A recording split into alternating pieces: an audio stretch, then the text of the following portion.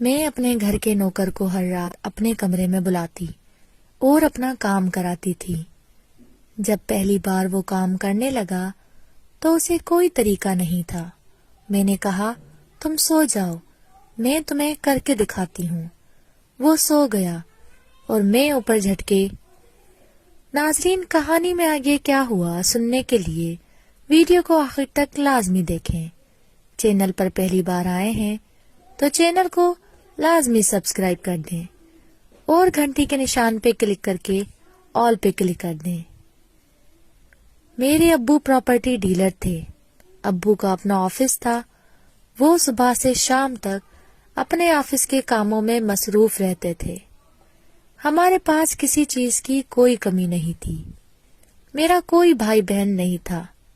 میں اپنے ماں باپ کی ایک ہی لاڈلی بیٹی تھی۔ گھر کے سارے کام امی کو اکیلے کرنے پڑتے۔ میں نے کہا، امی، خدا کا دیا ہوا سب کچھ ہمارے پاس ہے۔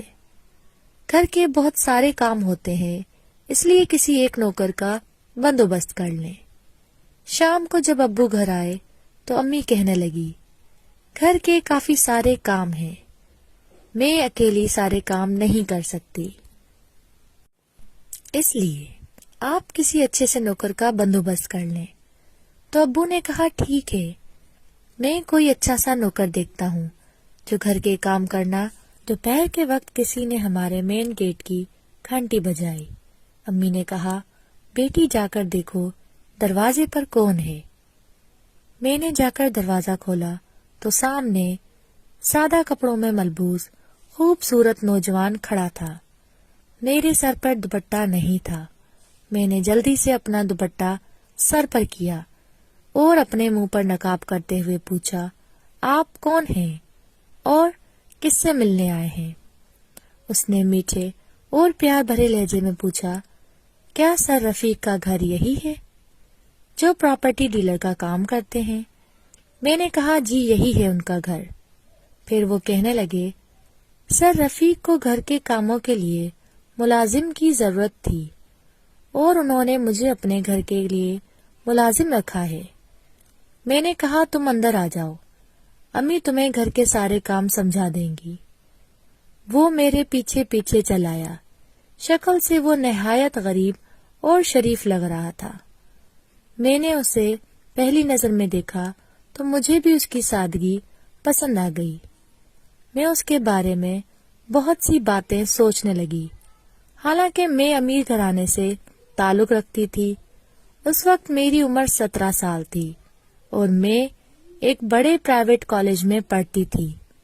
کالج میں پڑھنے والے بڑے بڑے امیر لڑکوں نے مجھے پھنسانے کی کوشش کی، لیکن میں نے کسی کو لفٹ نہیں کرائی۔ پتہ نہیں کیوں میں اپنے گھر کے ملازم اشرف سے محبت کے بارے میں سوچنے لگی۔ ایک رات میں اپنے کمرے میں سوئی ہوئی تھی تو صبح صبح میرے کمرے کے دروازے پر دستک ہوئی۔ میں نے آواز دی، کون؟ تو اس نے کہا، بی بی جی، میں اشرف ہوں اور آپ کے لیے گرما گرم ناشتہ لایا ہوں۔ اندر آ کر اس نے ناشتہ ٹیبل پر رکھ دیا اور باہر جانے لگا۔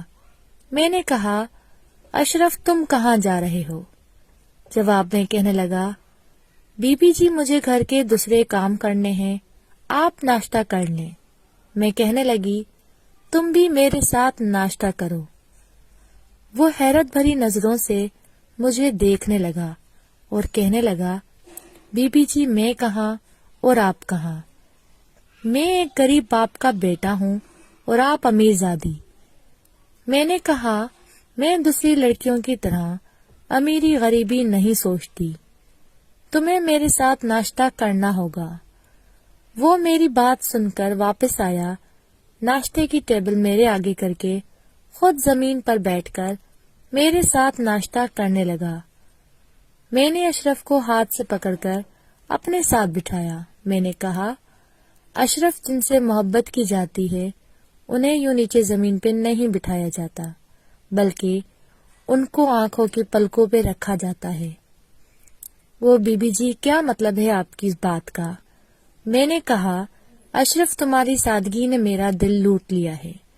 وہ کہنے لگا، بی بی جی میں اس قابل کہاں کہ کسی کو پسند آؤں۔ میں نے کہا کسی کو پسند آؤں یا نہ آؤں، لیکن میں تمہیں دل سے جب میں نے باتوں باتوں میں اس سے محبت کا اظہار کیا تو اس کی نظریں میرے چہرے پر جم گئیں، آنکھوں سے ہلکے ہلکے آنسوں کی بوندیں گرنے لگی۔ اشرف نے کہا، لگتا ہے کہ میں نیند میں ہوں اور خواب دیکھ رہا ہوں۔ میں نے کہا، یہ حقیقت ہے، خواب نہیں ہے۔ اب میں تمہاری ہوں اور تم میرے ہو۔ اب میرے اور تمہارے درمیان مالکن اور نوکر کا رشتہ نہیں، بلکہ ہم دونوں کے درمیان پیار کا رشتہ ہے۔ اس بڑے گھر کی میں اکیلی مالکن ہوں۔